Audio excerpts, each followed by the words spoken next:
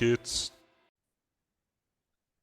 All right, welcome into episode 29 of Two Man Game with Damon and Dom. You may have just heard a new and improved intro done by Dom himself, and you may have seen our new logo also done by Dom. He's been a busy man, and we have both been busy. It's been almost 2 weeks since our last episode.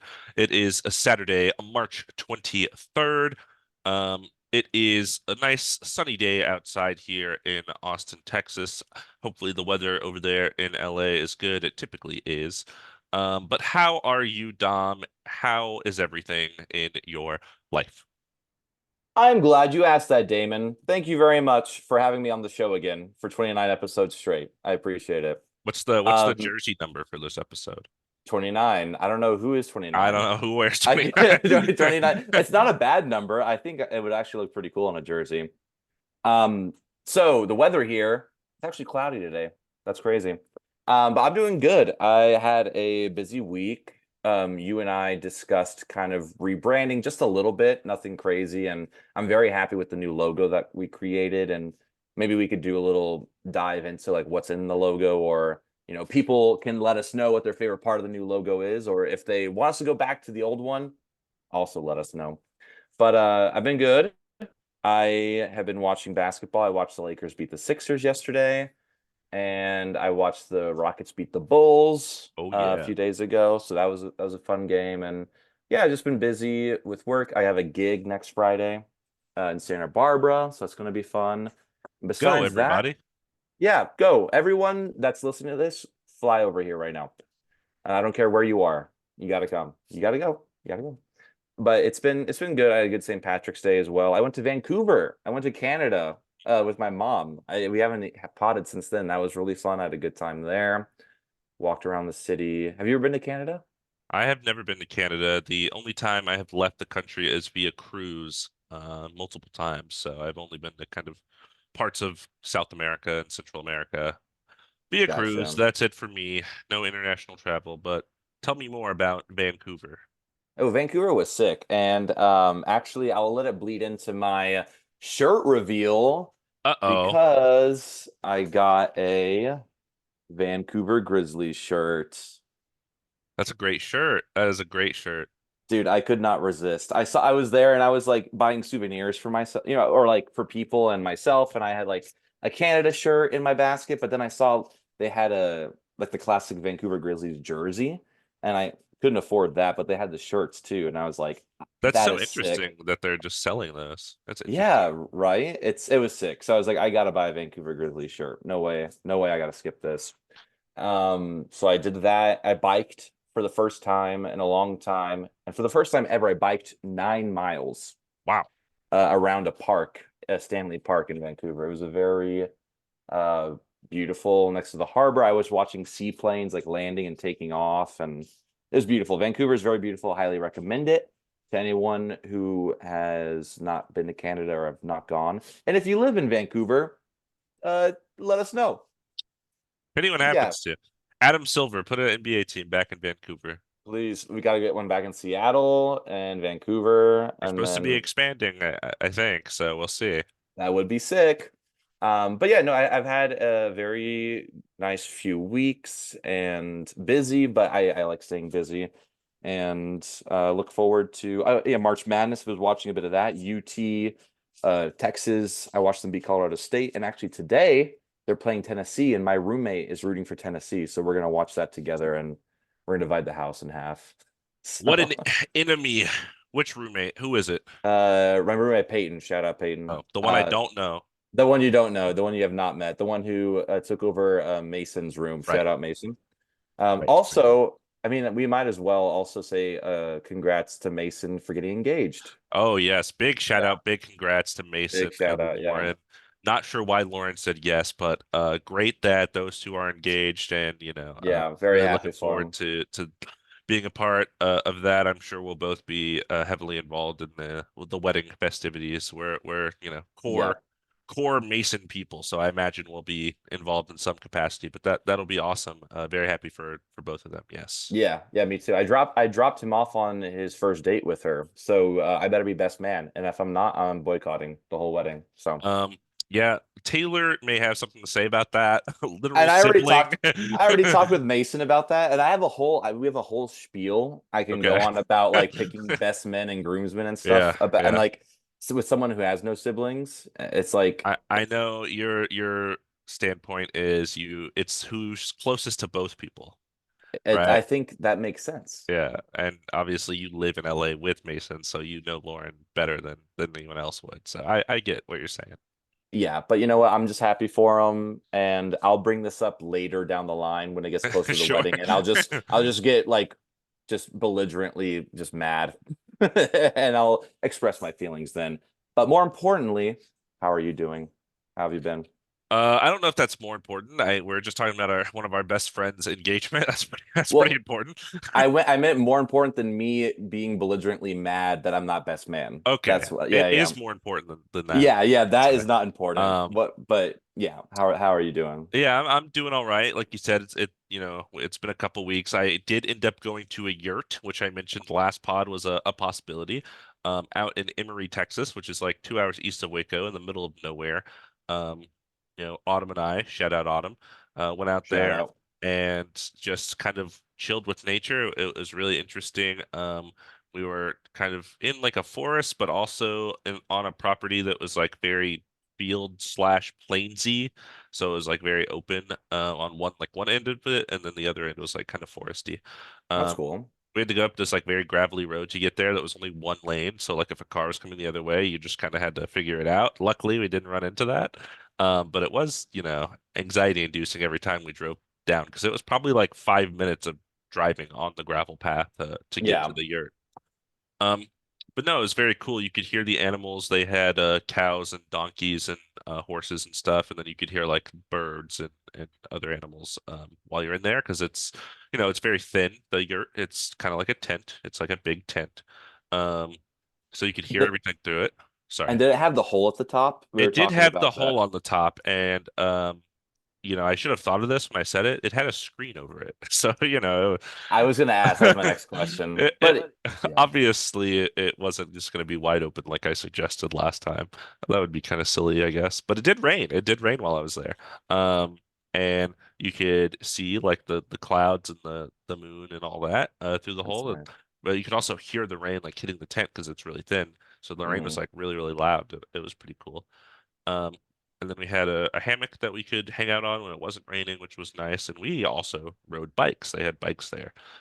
So we rode bikes on the gravel path, which was a little tough, but uh, we followed like tire tread, yeah, try to avoid the rocks and stuff. But it was nice. It was a very nice getaway for spring break, and that was about a week ago. Now we're back and just had a whole week of work and kind of getting back into the groove of things. So yeah, we're very cool. doing good.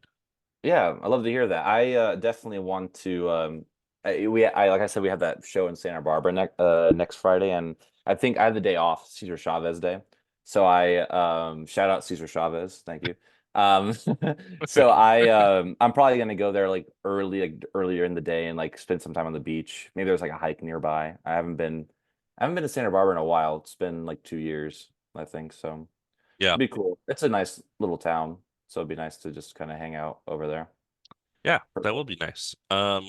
Yeah. Before we get into it, did you want to break down our logo? Talk Yeah, about it a little just bit? Did you yeah, want to? just yeah, I think just real quick. I pulled it up just so Okay. we could kind of talk about it. And so this logo, I want to be representative of, players that, you and I both enjoy. And maybe one of us likes one more, one likes the other a bit more, but it's still just a group of people that we talk about all the time and have fun.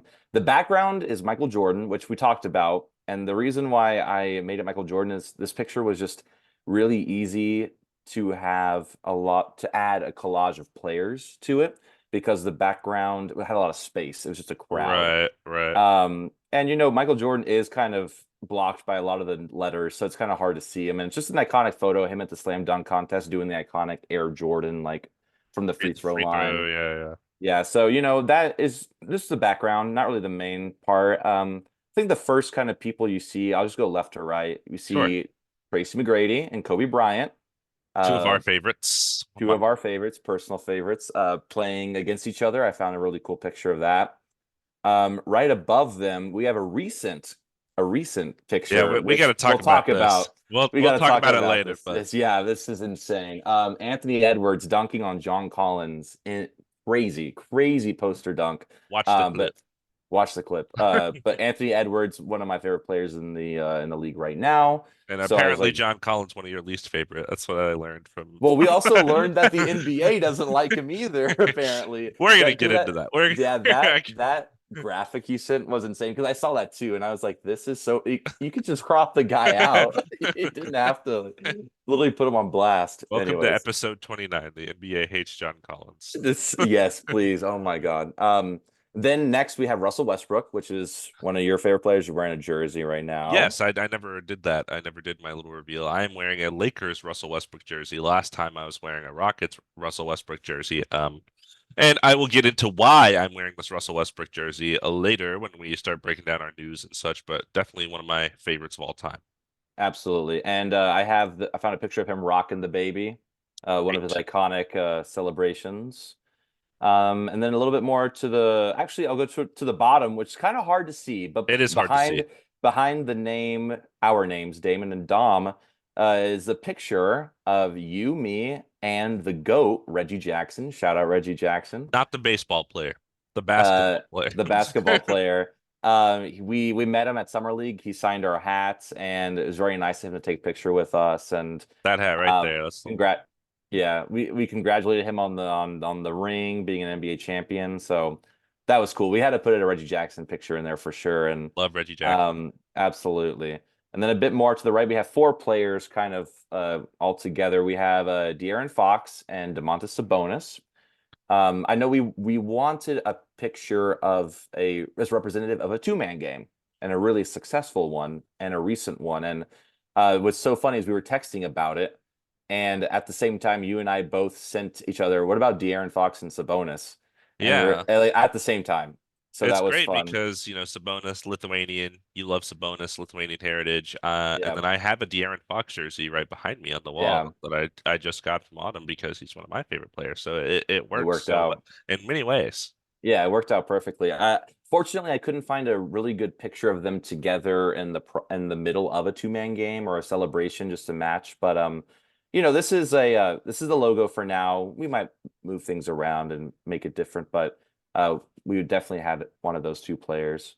And then below them, we have Luka Doncic, obviously one of my favorite players in the league right now. Got you Uh, back got into basketball. got me back into basketball. It's a very it just love watching him play. Definitely uh a must watch kind of player for me. And then directly behind him, we got the hammer, Udonis Haslem himself. Gotta have them. Looking mean as possible. And that's our new logo. So, let us know what you like about it. If did we miss somebody? Should we have added some people? Because there's a couple of versions of We this where had we some, had we had a lot so more many people. people. We We had had a list of like 30 people. Steve And I Nash, Amari Stoudemire, legendary Clippers fan. Sad he didn't make the cut. Um, dude, I we could throw him in there. I also had like Austin Reeves screaming, "I'm him." I was like, that's a cool yeah, moment. yeah, yeah. We had LeBron, Dwayne Wade, like Oh, the iconic. alley-oop, yeah. Also, Yeah. LeBron crying after the Celtics game the week Oh, before. That which was picture's funny. so good. Which was so funny because you sent them to me. Like I didn't even think of that. But as soon as you sent it, I was like, we have to have this in here. We have But a yeah, lot of options, so we yeah. So, maybe we'll switch them around, change things out, but very happy with the logo as it is for now, and I hope everyone likes it. And yeah, I think it's yeah time to go into a little Lakers update. What do you think? look forward to a new logo every 10 episodes. Yeah, just like I am Episode just 29, that's our restless. third logo. We're we're I'm getting just a there. yeah, I'm just a restless guy, so I just like working on stuff all the time. But yeah, let's talk about a little bit about the Lakers real quick. So you're Let's wearing tell me. yeah, so Lakers are ninth in the West right now, 38 and 32. They just beat the 76ers yesterday. They're about 1.5 games ahead of the Warriors and who are in the 10th seed, but the Rockets are very close behind, which we'll talk Oh, about in a little oh bit. yes. Oh yes. Yeah, so I forget which game this happened, but Anthony Davis became the first player in NBA history to record 27 points, 25 rebounds, 5 assists, and 7 steals in an NBA game. Oh, it was against the Timberwolves. I put it right there. He also had 3 blocks, which means he was 2 away from a 5-by-5 game, which is crazy Sad, because sad. this is like the first year we've like talked about 5-by-5 games, and then we've had a couple that have almost been 5-by-5 games. And And one that Wimby, did. Yeah. who did it, yeah. So that's crazy. And also just about not Anthony Edwards, excuse me, Anthony Davis. He suffered a corneal abrasion against the Warriors. He left like in the first quarter or something, and that game when he left quickly became a runaway win for the Warriors. Not hard, but his vision was impaired, his eye was swollen shut, so he didn't come back in the game. But thankfully, he was probable yesterday, and he did play yesterday as Nice. well. He can see again. Um, exactly. He can see again. He has seen the light. Also, what happened yesterday, pretty cool news. D'Angelo Russell broke the all-time Lakers record for most threes in a season, previously held by Nick Van Exel in 1995 at 184. So he is at 187 now, I think. Wow. That's Yeah, not that many, but it's that's not that many, but the Lakers are not good at shooting threes. And it's funny, the person that's right after Nick Van Exel, so who's third right now, it was Kobe in 2005, 2006, with 180. So yeah, Lakers are not usually a three-point shooting team or that good at it. So it's just cool to see D'Angelo Russell, who's very much how always has been a Lakers fan too, ever since he was drafted. Always talked about that. It's cool to see that he has a Lakers record now, and he will be there yeah. for a It's long not the time at first least. time we've talked about him doing something, right? Didn't he have another I sent you a uh graphic. Like he was like the he's like all-time. top 10 or something? Yeah, he's top 10 all-time three-point shooters in Lakers Yeah. history, which is also like random because he's only been there for like 5, 6 seasons. So Yeah. altogether, including his time before. But It's just the I don't modern really know. NBA. Yeah, it's crazy, man. But very happy for him. I'm glad, he's playing well and excited to see what else he does in a Lakers uniform. To kind of round out the Lakers, we got some injuries. Christian Wood is going to undergo a arthroscopic arthroscopic procedure on his left knee. And he's going to be sidelined for a few weeks. He hasn't played in a while, actually. I think the last game I saw him play was against when the LeBron did the big comeback against the Clippers. I think that was the last game he played. It's been a minute. It's Um, been a minute. yeah, and then Jalen Hood-Schifino underwent these long word lumbar micro discectomy back procedure, and he's going to be sidelined for a bit as well. So Oh yeah, for the rest of the season, I would imagine. yeah, probably out. Yeah, there's not really, we have people who can handle the ball in garbage time. I mean, we have people that can handle the He ball. hasn't So really played, but yeah, nothing to exactly. see. But yeah, Not thankfully, not the only micro discectomy we're going to talk about. Yeah, there's another one later, but oh, okay. Cool. I guess. Cool. But yeah, just some other Jared Vanderbilt has been on the court shooting with the team, although he has not been doing full like scrimmages with the team or anything just yet. And also Vincent apparently is going to be back before the season ends. is he? Great. Apparently that's what I Like you heard, forget but he's in the NBA, so I yeah, do too, which is we keep signing people from the Heat and then they just never play, which I think I mentioned before, Kendrick Nunn and Kendrick now Gabe Nunn. Vincent. Yeah. Yeah, yeah. But anyway, so that's the Lakers. They are playing the Pacers tomorrow, which should be a good game. And the rest of the schedule is kind of a mixed bag. And I think, yeah, we're gonna get into we're gonna later in the episode we're gonna talk about the standings and kind of where we think things will end up or might how things might shake down. So I'll go more into that. But right now, we're gonna talk about the Rockets because the Rockets are hot right now, Oh yeah, right? they are. Cue the Jaws theme because the Rockets are coming Da-da, for years. Uh, da-da. winners of 7 straight. They haven't lost since last podcast. They are now 34 and 35, almost 500, sitting at the 11th seed in the West. Which in the last 5 episodes I said this is where we're going to be. We're going to be the 11th seed. I don't know though. I don't know. We're creeping up. We're creeping up. We're only 2 games back from the Warriors right now, and we play them on April 4th. And aside from playing the Warriors, I was looking at the schedule earlier. I think we have 3 games. One of them is today against the Jazz, who are just Mhm. actively trying to lose every game. We have like two more games against the Blazers. Like we have some easy games left on the schedule, so the Warriors better look out. They're lucky Steph came back, but Yeah, um, absolutely. seven straight, and that is with Şengün missing most of these games. He escaped a major injury, but he did get a very severely sprained ankle and bone bruise. He had to be carted off the court mid-game. That's how bad it was. So that's why people thought it was going to be a big deal. And we ended up winning that game. It was against the Kings on March 10th, but he went out in that game and they ran an MRI and it was nothing like, nothing torn or broken, just a sprained ankle.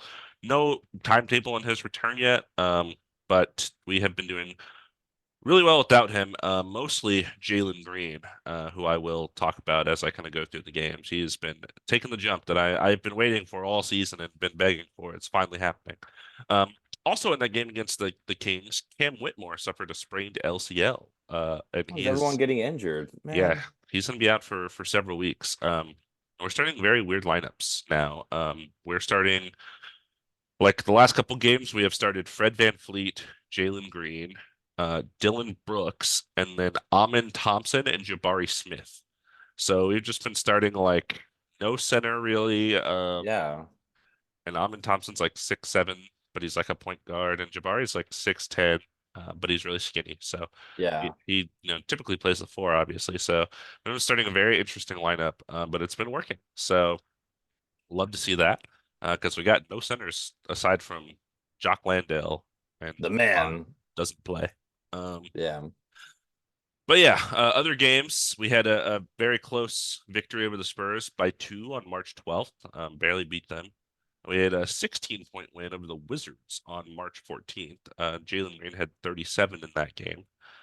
We had a 14-point win over the Cavs on March 16th. I'm going to talk about that game in a bit for the Cavs side because something important happened. They're Hmm. still missing Evan Mobley. They've been missing him for a while, but we did win. And then we had a 23-point win over the Wizards again on March 19th. So two Wizards games that we blew them out. No surprise there. 42 for Jalen Green in that one. I believe it tied his career high. Um, Yeah. I saw that. That was crazy. yeah, and he was just so much confidence, taking step back threes and celebrating, and I was like, okay, it's the Wizards though. Like, yeah. Yeah. Of Um, course. You should celebrate. and Amon Thompson, Jabari Smith, they both had double doubles in that game, so good win. And then most recently on the 21st, we had a 10-point win over the Bulls in which Jock Landale had 17 points and 12 rebounds off the bench. So he's finally doing something for the Rockets, which he hasn't been all season. So that's nice to see. Yeah, it worked out. I watched a little bit of that game, and it's nice that he was able to come in and get like all those rebounds because Bulls have rebound god Andre Drummond. Hmm. So they were playing him quite a bit because I think they were trying to take advantage of the size mismatch. But Hmm. Jock Landale kept his own. And they did pretty well. The Bulls would get close, and the Rockets would pull away. So Jalen Green played a very confident game. Fred VanVleet had some clutch shots. So that was a fun one to watch. I know we're going to talk about it because I think Kobe White came back, but Kobe White had a good game as well. So it's not like the Bulls were playing bad. Alex Caruso was playing really good defense and making shots. So it was a solid win for the Rockets, is what I mean. Like the Bulls played really well. Although I don't know if you saw this, but DeMar DeRozan and Dylan Brooks both got ejected. Yes, yes, And like yes. I think the first or second quarter is pretty early in the game. That was Dylan Brooks' strategy. Get their best player ejected. Yeah. And He's we like got a shot. Udonis with the hammer, so it's perfect. Yeah, yeah. That's a metaphor for us. But yeah, Dylan Brooks is like, I'm not gonna do much this game. Let's just get out the best Yeah, player. yeah, yeah, exactly. But yeah, I did have a question though. I wanted to ask. So we were talking about Jalen Green taking a jump this year. Do you think this jump happened? Do you think there's a direct correlation with Jalen Green's jump and Shingun's injury? I do. And I was talking about this. I don't remember. I was listening to one of our episodes. It might have been the last episode, maybe the episode before. I think it was last episode. I was talking about how I feel like everyone has a defined role in our team at this point in the season, except for Jalen Green, because a lot of the ball handling was going through Şengün, or through Fred VanVleet. Yeah. So, and Jalen Green, he's kind of like this is a hard comparison to make, and I don't mean like they're a similar player, but like he's kind of Trae Young-esque in which when he doesn't have the ball, he is not contributing a lot. So because the offense is running through Şengün and Fred, he just I think was not kind of it's hard for him to get in rhythm unless he's handling the ball directly Yeah. himself. So I think now that Şengün's been out, he's had a lot more. Fred will just bring the ball up the court and just half court, here you go, Jalen Green, like make something happen. And there's been Yeah. a lot more of that, which I think now he's getting more comfortable in kind of his role with Şengün out. So seeing how they fit together when he comes back is going to be interesting. Um, I think I would like to see him develop more of an off-ball game, so he can be useful in that way. Things like backdoor cutting and spot-up shooting, becoming a person that can exist on defense, Yeah. because he is a really bad defender. Um, and you look at guys like Anthony Edwards, one of your favorite players, who Yeah. I think he came into the league as not a great defender, but he just tries super hard, and uses his athleticism to make plays like the block that we talked about last week, for example. Yeah. So I think there's a path like that for Jalen Green. He just has to want the path. It's like when I watch the games against the Wizards, it seems like it's almost like a high school basketball thing. Like he is like, I'm so cool, I'm awesome. Like look at me scoring these points. But like the other fundamental stuff in basketball, I think he kind of not that he's like not doing it, but it doesn't seem to be as important as being like a cool scorer, if that makes sense. Yeah, he's definitely the definition of a score first guard.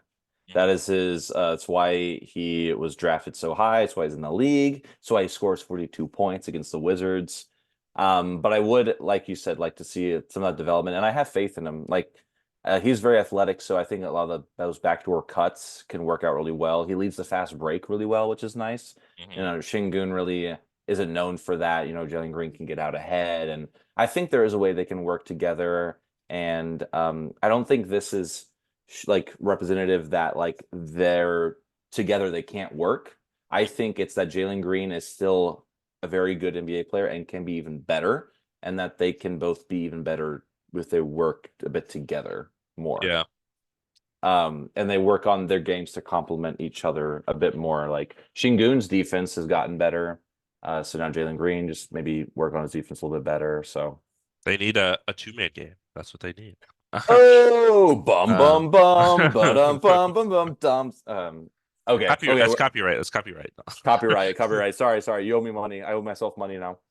Um, But yeah. So I know we're gonna talk about this a little bit later, but it's I just got to say I do love that the Rockets are edging into the play-in a little bit. oh That's yeah. really cool to see. Yeah, I'm hoping they make that push. I may take out a personal loan of $2,000 if that happens, so I can go watch the game in LA. Because when are we gonna get another chance like that? A one game elimination play in. I know. I really would have to take out a loan too. The thing that Yeah. would be crazy. And yeah. Shout But I out mean, we'll see. That's Jabari exciting. Smith. Jabari Smith and Amin Thompson have both been really, really good as of late too. Because Amin's been starting, like I mentioned, with Oh yeah. Şengün out, and he's been very good. He cannot shoot the ball to save his life, but everything else he does really well. Great facilitator, great defender. He like looks like he knows how to play basketball. Good. You know what? I like that in an NBA player. And hopefully, well, honestly, I hope they get into play in and maybe get some of that playoff experience under the belt, so then next year they can really make a push. And like I think it'll be good for them for that reason. And then like Amin Thompson can also, hopefully over the summer work on his shooting and everything. So I think that would help him a lot because I do like that he's a very good defender and facilitator. I think it helps. Yeah, Um, so I think speaking about we were talking about the Rockets and the Bulls. I yeah, mentioned Kobe White, so we're gonna go into some injury news right now. yeah. I Some love injuries. updates. We love it. Yeah, we'll go into more exciting stuff later, but for now, exciting meaning like Positive. people. Yeah, positive. That's what I mean. Uh, Kobe White suffered a mild hip sprain or strain. He missed a few games, but he returned against the Rockets, and he looked pretty good out there. He played really well, like I mentioned earlier. So, um, I'm glad to see him back on the Bulls. The Bulls are currently ninth in the East. They'll be in the play-in, for sure. They But can't they can lose so many games and still be in the play-in because there are so many bad teams in the East that just can't win. Yeah. So, Bulls will probably be in the play-in. Where exactly? Hard to They'll be at tell, 9. but they'll probably be at 9. Yeah. Um, what else is going on? Donovan Mitchell, another player that came back against the Rockets, which is why I kind of linked these two together in our document here. Suffered a nasal fracture. I didn't even watch. I didn't even see this happen. I'm not exactly sure how he got a nasal fracture.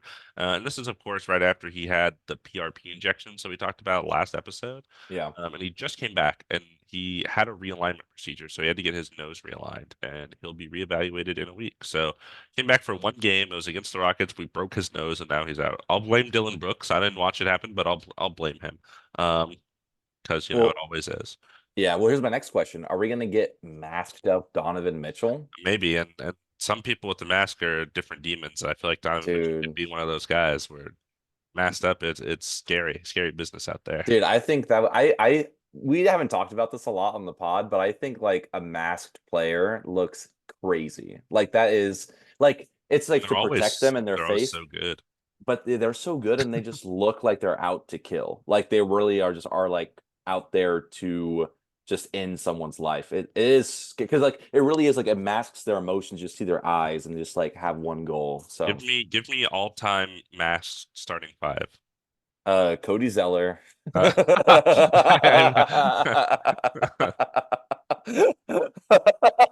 That's first. It's so funny because most people don't get that joke, I but it's a good one. when you said is he going to be masked up, Cody Zeller was the first player I thought of. So Was he really? yeah, Yeah, I mean LeBron James, crazy. LeBron. Rip I'm going to Hamilton. say Rip Hamilton wore a mask for like his whole career. He has Yeah, has he to just be was on like, there. I'm just like super scared. Who else? I mean, Jalen Brown was also pretty good. There was masked Russell Oh Westbrook. yeah, I almost put that in the logo too. Um, those are some of the good ones. I feel like Amari Embiid Stoudemire, after he had his orbital classic. fracture from Pascal Yeah, Siakam elbowing him that in the face. yeah. There's a lot of really good ones. But definitely Cody Zeller's at the top for sure. All NBA Um, first team, all yeah. masked first team Cody Zeller. Speaking of just great players, OG Anunoby. Okay. Just like that's my Last segue. week you did like 8 of these. I know. This week's gonna be a bit more hard, but so OG Anunoby, he returned for the Knicks, which I was very glad to see. They returned against the 76ers on March 12th. Um, but he's missed the last two games after playing three in a row. So I think they're just trying to kind of gear. I mean, he's probably not 100%. They're probably getting him ready, gearing up for the playoffs and the push that they're gonna have in the playoffs. So, um, at least there's nothing new that it seems like he got re-injured. So, um, glad to see that he's back playing because the Knicks are scary with him on the team in the Yeah. lineup. Yeah, well he came back and then he I don't even know what happened, but he's been out again. So hopefully he comes back. Randall comes Yeah, back. Mitch Robinson yeah, comes back. They got a lot of people out, so yeah, and they'll be I mean, they're really good right now, but they'll be even scarier for sure when they all come back, especially if they all wear masks too. especially if they all wear masks, they'll be as scary as Russell Westbrook was.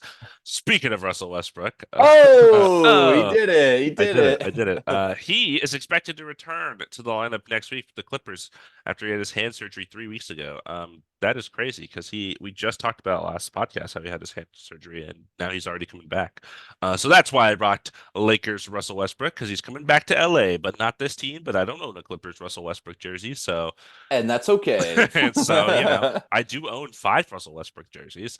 None of them are Clippers, and none of them are Thunder Russell Westbrook jerseys, and that's Isn't that crazy. crazy? Yeah, I know you have the shirt. You have the shirt for I do have sure. a Thunder Westbrook shirt that I have worn on this And podcast. you have a Wizards, which is so funny I to have a me. Mostly Wizards Rockets, and but a not Lakers, and Clipper. then Yeah. 3 Rockets ones behind me on the wall. So Yeah. Which I mean, I guess it makes sense. But I feel like there's some cool Clippers one. I feel like the city edition this year with the Clips would be a cool Westbrook one to have. I like yeah, that. It's a I've good one. many times in my life I've almost purchased. I think it was the 2016 or 2017 All-Star game.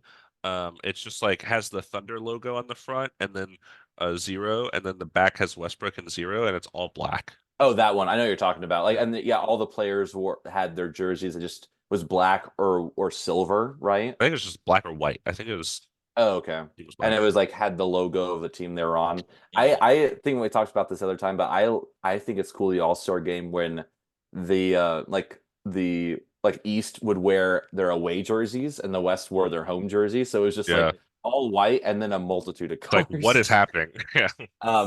But that's a cool Westbrook jersey too. But do I S- need to own six of them? Probably not. yeah. Well, speaking of jerseys I want to own, Anthony Edwards poster dunked on John Collins. And we'll talk about it a little bit, but I have to say what's crazy is John Collins suffered a head contusion from that. Yeah. Like that's crazy. Uh, Um, yeah. if you So haven't watched this, I highly recommend everyone to go look up the clip because it's a nasty dunk. I never thought I would see an NBA player's career end mid-game, but I think that's what happened. John Yeah, Collins, because and it's so crazy because John Collins has participated in the dunk contest. He is a really athletic power forward. He's like 6'9". But he just wasn't ready because I've watched this play many times, and Ant passes it over to Nikhil Alexander Walker, and then he passes it right back. And Ant jumps like one step inside the free throw line, doesn't dribble, just like both feet flies off the ground. And John Collins is like, "Oh, okay," and he's just standing there, so he jumps straight up. He doesn't have the momentum advantage, um, yeah, and Ant just goes right over the top, and it doesn't even hit just the rim. He just throws it in. yeah, But it looks crazy. I wish he made contact with the rim because it would be even cooler. But yeah. just the screenshots alone are like, wow, that's wild. And then, do you want to touch on the NBA Instagram post that we referenced Oh earlier? my. So we reference this post later. So obviously after this poster dunk happened, it was everywhere. Like Yeah, dunk of the year, dunk of the decade, Anthony Edwards best dunk, like hands down for sure. Because he's had a few posters. He had one on Watanabe as a yeah, rookie, which yeah. was crazy. Um, so the NBA hopped in on the action. They shared a lot of clips of the dunk, every angle of the shot. And there was one post the NBA did. What it had a screenshot of Anthony Edwards. It's actually the one on our logo of him dunking over John Collins, and it had measurements. It said how fast he was moving when he jumped up, how high his hand was, how far below John Collins. It was just like basically showing you all the math of why he ended John Collins' career. It was insane. It's like the NBA just decided they hated John Collins that day because you could just crop him out. You don't have to literally put the player on blast on display like that. But they literally just like I can't imagine. And It's John just Collins is making such like a sad face too. Like he's like kind of like in like retreat mode because he's like, what is yeah, going on? This guy's like above me. And yeah, it was nuts. I couldn't believe it when I saw it. I was like, wow, that's yeah. athleticism. That's the guy that hit his head on the rim and backboard blocking something like a week ago. So that makes sense, I guess. Yeah, and it's also I think it's interesting that's John Collins because famously John Collins dunked over Embiid and Mm. wore like a shirt that he made Or of that to yeah, the press conference back in 2021, 2020, 2021. 2021. Yeah, Yeah, second round yes. 76ers. Yeah, and they beat him in 7 games. But that was, it's just he has his own poster dunk, and now he gets postered. It's very interesting. It's something that really only happens in the NBA too, when you think about it. I think that's At least he very was in cool. his cool purple Utah jersey, not Yeah, like at the G least League Utah jersey. So yeah, at least he looks presentable. Yeah. But yeah, so look up the clip. That's basically what watch that's the all clip. about. Look it up. It's crazy. Don't watch the clip of Brandon Ingram suffering a left knee bone contusion against the Magic on March 21st. Because some people, when it happened, thought that he may have like tore his ACL. Because it looked ugly. Um, Oh and Jesus. yeah, so luckily, I mean, not luckily because he's still injured. You never want anyone to be injured. Luckily, it wasn't more serious. Yeah. But yeah, he's going to be reevaluated in 2 weeks, and big blow for the Pelicans. They've been playing really really well lately, Yeah. with their whole team and creeping up the standings. They're right now, I think they're only actually I have the standings pulled up. Yeah. They're They're a only a game and a game and a half. half, yeah, back from the Mhm. Clippers. So and that would be home court advantage in the first round if they could pass them up. So we'll see how they play here down the stretch, because they have been really well. We both ranked them kind of low, despite the seeding on our power rankings last time. So yeah, we'll see what he looks like when he comes back and how they play with that. Yeah, I hope, I like the Pelicans. I want them to hopefully they take over the Clippers position. We'll see what happens. They did win, or they actually lost yesterday to the Magic. The Magic are on a tear too. Yeah, Magic are playing very well again. But that makes more sense. I didn't know BI was out, so that well, that's the would game do he got that. injured in, I think. Oh, was that yes? 21st. They played back Oh, to back. yeah. No, never mind. I was looking at a different date. Yep, that's the one probably I was thinking about. Because I for some reason I thought it wasn't the 23rd. I didn't know what month I was in. I didn't know what year I was in for a second. It's March 23rd, 2024. And That's I'm back. You brought me back. just so you Speaking about not being back, know. Okay. um, Kevin Herter, Sacramento Kings and Atlanta Hawks legend, Red Kevin Velvet, as Herter, they call Red Velvet. He suffered dislocated left shoulder and a labral tear, and he is out indefinitely. So that's not good for the Kings. He was a very important rotation player, played good it. defense, Starter. shot threes, starter. So I hate to see that. He's out indefinitely. Maybe he can come back in the playoffs later if they make a run. We'll see, but definitely I mean, this a is like blow. the same injury that ended John Morant's season, so uh, not looking good.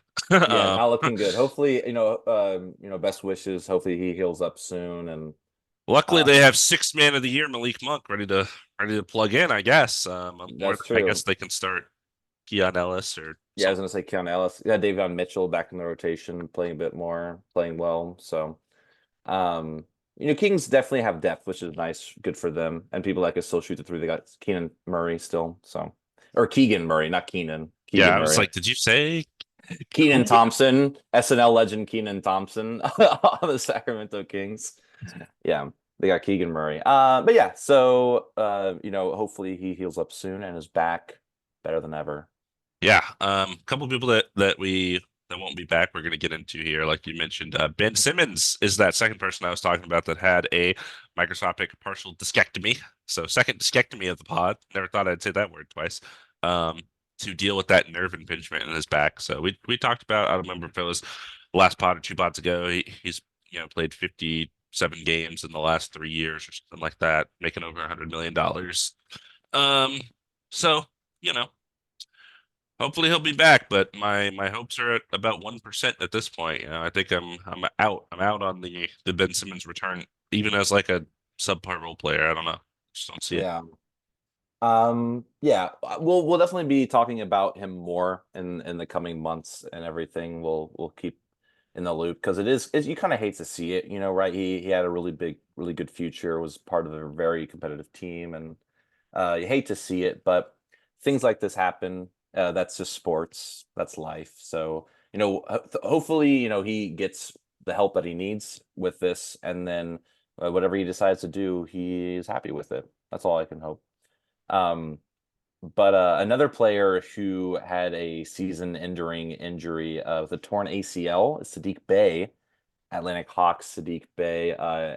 So he's going to be a restricted free agent this summer as well. So maybe he was hoping to play really well, maybe get some more money in the plan. But he has been playing well for the Hawks, so he's a very good player. But we'll see what happens. You think the Hawks are going to keep him? What do you think? Um, yes, well, it's tough. It's tough to say. I don't think it really has anything to do with Sadiq Bey, though. I think it has to do with their team being bad every year, despite their additions like DeJounte Murray and Sadiq Bey, and they have Trae Young, obviously, who's an offense unto himself. DeAndre Hunter hasn't quite panned out as I think the player they want him to be. Yeah, Okongwu, who's young, but he's been injured a lot this season as well. So I think it kind of depends on the direction they take. Yeah. If they decide to kind of try to rebuild around one of the guards, if they decide to rebuild and just get rid of both of the guards, which would be crazy. Or if they try to keep this kind of same core together. I think it really depends, but it does suck having a season-ending injury on a contract year because that just obviously is going to give you less value in the open market coming off an Yeah, injury like that. you hate to see it, but I hopefully again. I feel like I keep saying this, but hopefully he heals up soon and is able to get a good contract. And he's a good player. He has Mhm. made a lot of clutch shots when he was with the Pistons, with the Hawks. He's made some very good shots. So, And um, as much as they've been struggling, we have a couple of teams in the East that have been struggling even more. And you think these teams, at least we have our young guys that we can watch. Well, not these young guys, because Bilal Coulibaly for the Washington Wizards suffered a right wrist fracture, and he is going to be out for the remainder of the season. That's being treated conservatively. I don't really know what that means. I think maybe that means like not a surgery right away. Like maybe they'll yeah, see how it heals up and then go from there. But yeah, I guess, with the Wizards being like 12 and 58, there's no reason to rush him back and re-injure it. So they're just calling it for the rest of the season. And really, that's like the one guy on the Wizards. And I'm like, oh yeah, exciting young prospect. He's like 19 still. And everyone else on their team, you kind of know who they are going to be as players and, yeah. well, basically role players. So, if you're a Wizards fan, I'm sorry. This was maybe the one thing that's worth watching Wizards games for. Just tune in next season. Yeah, absolutely. Next season's going to be, well, we'll see how it pans out for them, but that's definitely I recommend that as well. Another team I probably recommend, well, he's okay. So Asar Thompson, Detroit Pistons, the other team in the East who is 12 and 58. I think they're both tied for the worst record in the league. I'm correct. Um, Impressive. uh, Asar Thompson is going to be out for the remainder of the season as well, after being treated with a blood clot. Hmm. So, I'm sure they're just they see the season as a wash. They're just gonna, make sure he's healthy back for next season because the season's almost over. They got the worst record in the East, so At well, least the tied with the worst Pistons record. have other young talent to be excited about. Absolutely. So yeah, even though the Wizards, you might not want to watch any more basketball with them, Pistons still have Jaden Ivey and Jalen Duren and Cade Cunningham who've been playing very well. Even though they are on a 5-game losing streak, they are also not, 2 and 28 anymore. So Blood clots are yeah, scary. When but blood clots are scary. You they ended definitely Chris Bosh's career basically, so I did not know that. That's uh, crazy. they just Um, yeah, he tried to come back a couple times, but then like something would kind of flare up, I guess, and it was just like, oh, I'm actually. It's kind of like the other year, a couple of years ago, when LaMarcus Aldridge's like heart stopped beating or whatever, and right. he was like, I gotta. It was kind of something like that, where it was like, let me not actually do this anymore. Yeah, that sucks because you know they also came back because they love the game and they just want to play the game they love, not for money or anything. So you hate to see that, but good for them picking their health over, a career. And but they've had good careers. And Asar Thompson's young, so hopefully this is just a one-time thing and he'll be back healthy Yeah, and good. But yeah, let's talk about some things more positive, some signings, some things happening in the league. people getting shots. Taking shots, yeah. Well, I mean, like getting shots in the NBA again. Yeah, that's Basically, what a lot of these people. that's what I meant, but I forgot what I was talking about halfway through. Not But gonna lie. first, before we get into that, Orlando Magic coach Jamal Mosley, after their very successful season, has agreed on a 4-year contract extension that'll take him through the 2027-2028 season. So, yeah, Magic sitting right at 4 or 5 right now. They are four. Four. Yeah. Okay. Uh, Tied with the Knicks, who are fifth. So Gotcha. Yeah, so this is a great season for them. Their team is very young, obviously, and I guess the Magic front office thinks that their coaching is a big part of that. So shout out to Jamal Mosley. Hopefully he lives through that contract. Like a lot of coaches don't seem like they do anymore. They'll get extended and then fired the next year. So hopefully this crazy. is not a case of that, but definitely well deserved, I think, with their success this season, given how young their team is. Absolutely. And yeah, it's great to see. I love when organizations base, appreciate young coaches who are proving themselves. So Jamal Mosley is one of them, and he has proved himself this year, Mhm. last year, and also this year. I think this year especially because they are pretty high seed, more than I think some people would have thought. So congrats to him. Yeah. On a sour note, on a bit of a sad note, Warriors legend Otto Porter Jr. has retired from the NBA after being waived by the Utah Jazz. So which is crazy. thank thank you, Otto Porter. Number You three overall pick by the Wizards. I did not know that. That's crazy. He was a very important part of the Warriors He was. He winning their was. championship in 2022. Right? Yes. Yeah, Yes. because last year Last year was the was the Nuggets. Nuggets. Yeah. Yeah. So he's a very important part of that. Signed with the Raptors for 2 years, And had then was dealing with died. a lot of injuries. Yeah. And then I saw he played a few games with the Raptors, never really got in the rotation. Then he was part of the trade for Ochai Agbaji, right? He was And included in Kelly that. Olynyk. Yeah. And Yeah. Kelly Olynyk, the GOAT. So, That's somebody thanks we should have thought of for the logo. Kelly Olynyk. Yeah. It was definitely added to that list of 40 people. Because also Cody Zeller, I threw Cody Yeah. Zeller on it. Yeah, Yeah. it's just too many people. It'd be too just clustered. Yeah. We like too many players, what can I say? But yeah, hope he has a whatever he decides to do is a good career. But yeah, thanks for playing. Yeah, I read he made a post about like his retiring, and I think it was like I don't remember it word for word, obviously, but it was something like, at this point, my body is like not allowing me to compete at the level I want to compete at, so therefore I'm Yeah. gonna retire. I'm grateful for these teams giving me a chance, and like I have no regrets about my career. I really like what I did. It was a very nice, wholesome post. So yeah, Yeah, not hateful, not he wasn't like, oh, no one in the NBA wants me, or it was like my body, yeah, can't handle it, and I'm very grateful for everything. So yeah, it was a good yeah. post. And in the result of waiving Otto Porter, the Jazz made a couple moves. They signed Kenneth Lofton, who was with the Grizzlies, and Darius Baisley, who was with the Thunder and the Suns, both to 3-year non-guaranteed deals, meaning that at the end of the year, if they decide, we're good, they can like decline to bring them back essentially. Um, so yeah, that is interesting. So just guys that are kind of sitting on the bench now for the Jazz that they may run out there and kind of see what they have. Yeah, is that common for a 3-year non-guaranteed deal? I feel like it's usually a year. Yeah, it depends. Like sometimes you have team options. This is Yeah. kind of like that, but for example, Kevin Porter Jr., who was on the Rockets, he signed a 4-year deal. Only the first year was guaranteed. That's this year. It's happening right now. Mm, So then, we traded him to the Thunder after his disaster thing. Um, yeah. they are responsible for that contract for this year, but then after this year, it's like the other 3 years just kind of go into nowhere. So yeah, I don't see non-guaranteed deals happening a lot, but it's kind of, players like Kenneth Lofton, Darius Baisley, who have been on multiple teams.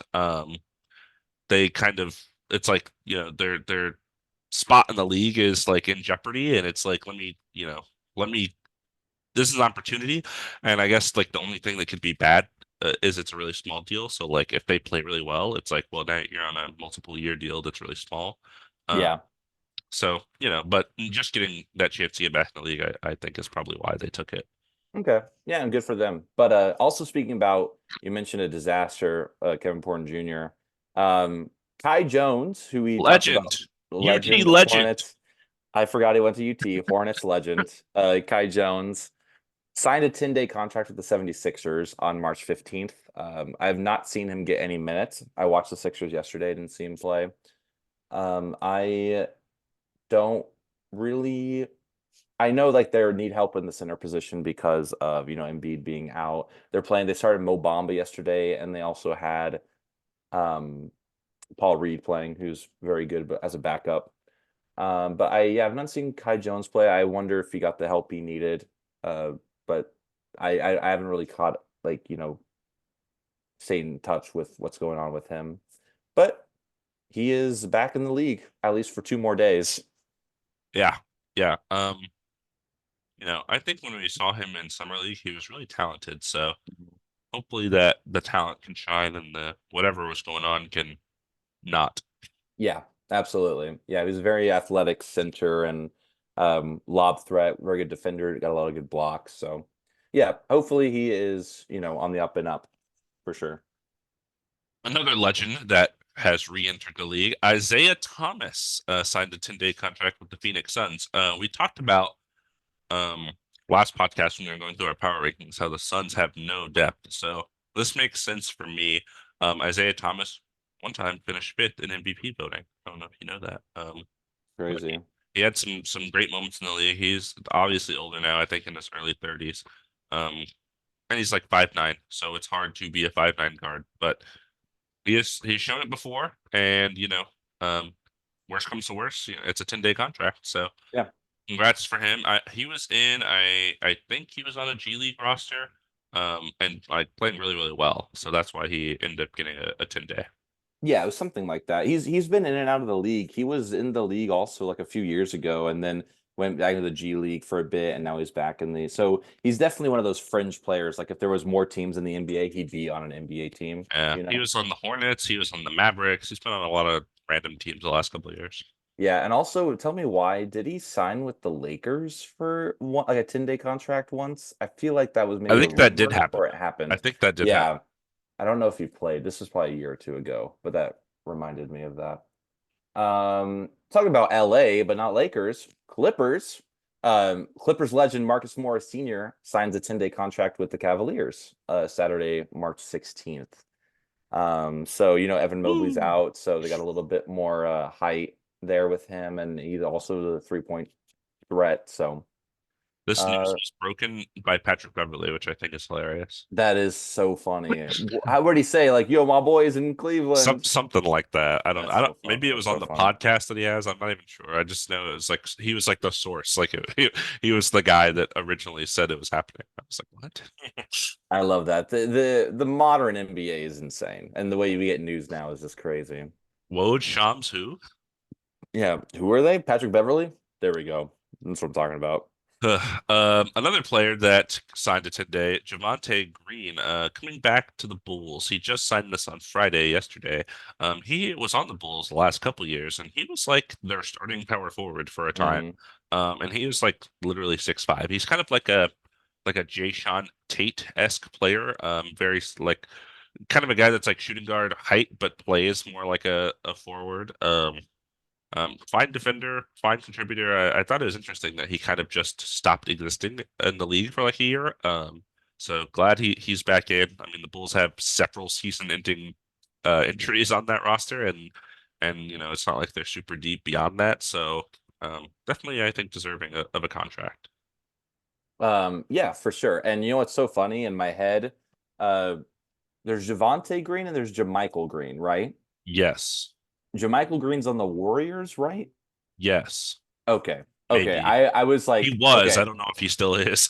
gotcha. I was all just these sometimes these names, Michael quite a Green few. also used to be on the Nuggets. He also used to be in the Clippers. Yeah, okay, He's that's been on a that's what couple I'm thinking teams. of. Yeah, Hmm. Javante Green doesn't the name rings a bell, but I'm definitely thinking I more think of Jamichael. he's the only person. The Bulls are the only team I've known him to be on.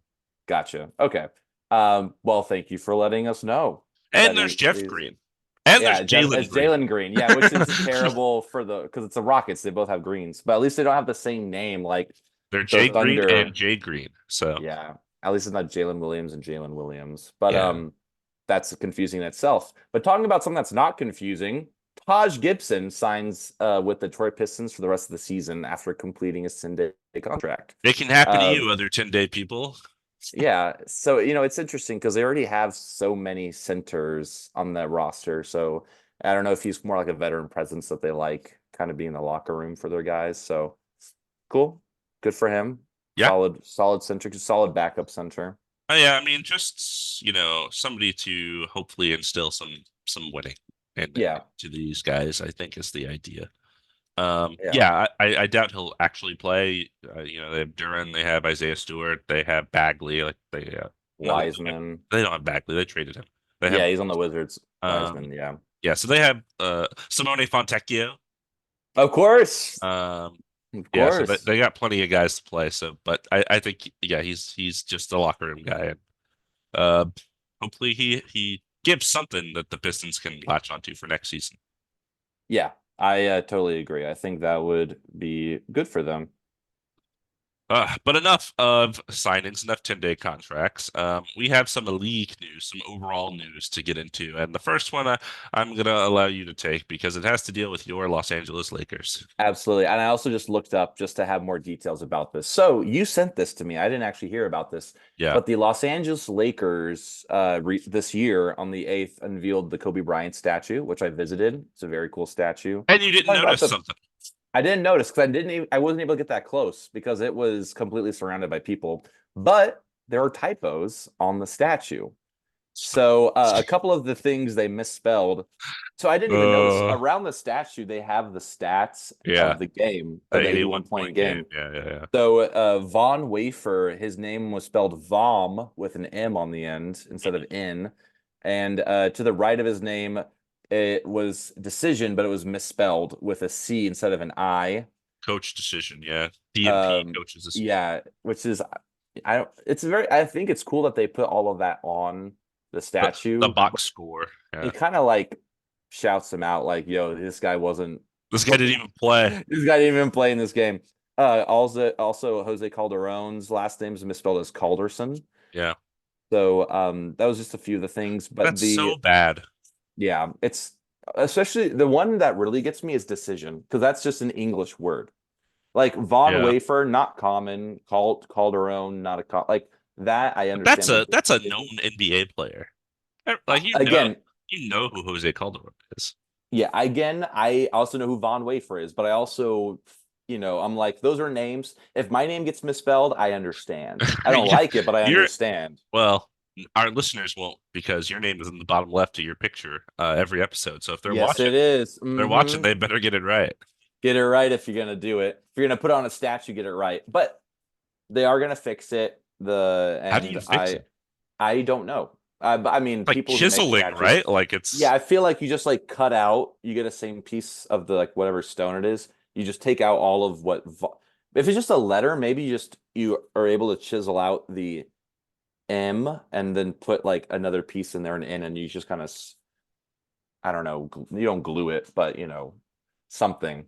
I feel like something like that, or they just or maybe they just redo the entire plate that it's on because I think it's the entire like side. you think Just someone redo. gets fired over this? Like misspelling stuff on a statue? Whose fault is it? Is it I guess it's probably no, now that I think about it, Yeah, it has yeah. to It's be the like statue maker's fault, like whoever chiseled it, because at the end of the if you day, just yeah. pull the box score and give it to them, it's everything in there is going to be It's correct. got to be right. Yeah, So it's got to be whoever made the statue for sure. So maybe that I don't think that guy will have a job for the second and third Kobe statue. That's basically what I we're going think. through somebody else for these. Yeah, we're good job. Don't really like the misspellings, but everything else was good. But we're gonna go with somebody else. You're gonna have like three statues and three different aesthetics. It's gonna look weird. I kind of don't mind that. I think that's kind of cool and artistic, man. I'm kind of behind it Uh, as long as there's no misspellings. Fair enough. Yeah. Anyways, you want to talk about some more history? Let's talk about history. Daniel Gafford made NBA history by recording 33 straight field goals made in the play-by-play era, most made in the play-by-play era, which has been since 97, 98. Two shots shy of breaking Wilt Chamberlain's record of 35 straight field goals. So obviously that was before they really recorded stuff like that. But going back, Wilt had him edged out by two, but he did in the last however many years have the most. And I saw the shot that he missed. It was like a put back kind of tough layup. And you could see the bench reaction. They're all just like, oh. And then as he's running down the court, I think he like literally mouths fuck. He was like, fuck, damn. Like that Because was he the knew. one. Yeah. Yeah. And I mean, you still have 33 straight field goals, and the guy just sets picks for Luca and then dunks the ball Yeah. on And I mean lobs. So he also just signed with the Mavericks too, so he already made history you got by years playing to with come. Luca. Yeah. Maybe he'll break that record in no time. Also, what confused me when I first read this is that if no one realizes this is across multiple games. I thought it was one game. I was like, Oh, no way. Like, no way he made no, like no, no. because yeah. So I just want to if anyone else thought that, just so you know, this was 33 made field goals across multiple. I don't know how many games exactly, probably like 4 or 5. Yeah, and if you don't watch the Mavericks, Daniel Gafford literally just sets screens, rolls to the basket, and dunks the ball or lays the ball up. So it's not like Yeah, he's out here shooting jump shots and stuff, but the one he did miss was kind of a tough contested layup, but he ended up missing, unfortunately. yeah. But you want to do the next one too, since I did two in a row?